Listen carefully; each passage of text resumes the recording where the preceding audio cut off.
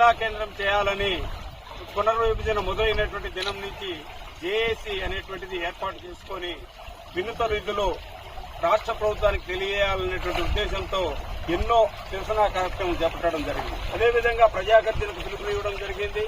అదేవిధంగా ప్రజలందరూ కూడా స్వచ్ఛందంగా సహకరించి ఈ రాష్ట్ర ప్రభుత్వానికి ఇక్కడి నుంచి ఈ ప్రజల యొక్క ఆకాంక్ష తెలియాలనేటువంటి ఉద్దేశంతో రాజంపేట నియోజకవర్గం అయితే, కోడూరు నియోజకవర్గం అయితే అన్ని మండలాల ప్రజలు కూడా స్వచ్ఛందంగా మన ఇచ్చినటువంటి 23వ తారీఖు బంద్కు కూడా ప్రతి ఒక్కరు కూడా ప్రజలు స్వచ్ఛందంగా సహకరించి వ్యాపారస్తులు, కార్మికులు, కర్షకులు, విద్యార్థి సంస్థలు అన్ని కూడా సహకారం అందించి రాష్ట్ర ప్రభుత్వానికి మన యొక్క ఆకాంక్ష తెలియజేయాలనేటువంటి ఉద్దేశంతో ఆ దినం మొదలుపెట్టే కార్యక్రమాలను కూడా విజయవంతమయ్యాయి. ఈ దినం జలదీక్ష ద్వారా ముఖ్యమంత్రి గారు జలాలు కనపడతానే హారతులు ఇచ్చి ఎంతో ప్రిఫరెన్స్ ఇస్తున్నాడు కాబట్టి జలాల ద్వారా మేము అడుగుతున్నాం ముఖ్యమంత్రి గారిని, అయ్యా రాజంపేట జిల్లా కేంద్రం చేయండి అని చెప్పి నీటిలో జలదీక్ష చేస్తూ అడుగుతున్నామని చెప్పి ఈ సందర్భంగా తెలియజేస్తున్నాం.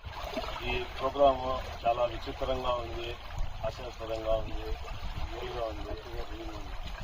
ఎందుకంటే ఈ జిల్లా అనేది ఒక ప్రముఖ అందరి మనోభావాలు, ప్రతి ఒక్కరికి మనోభావాలకు సంబంధించిన విషయము.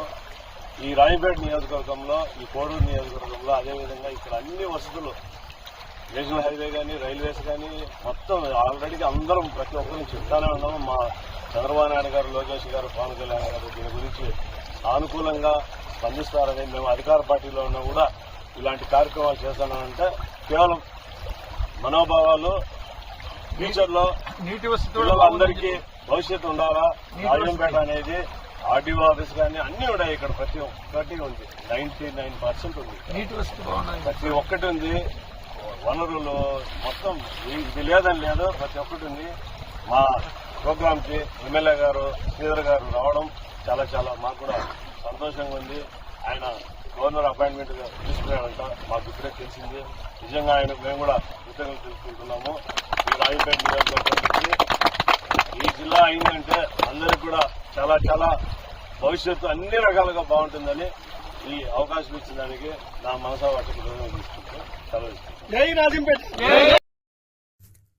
కడప జిల్లాలోని మరిన్ని వార్తా విశేషాల అప్డేట్స్ కోసం మా SCN న్యూస్ ఛానల్ను తప్పకుండా చూడండి.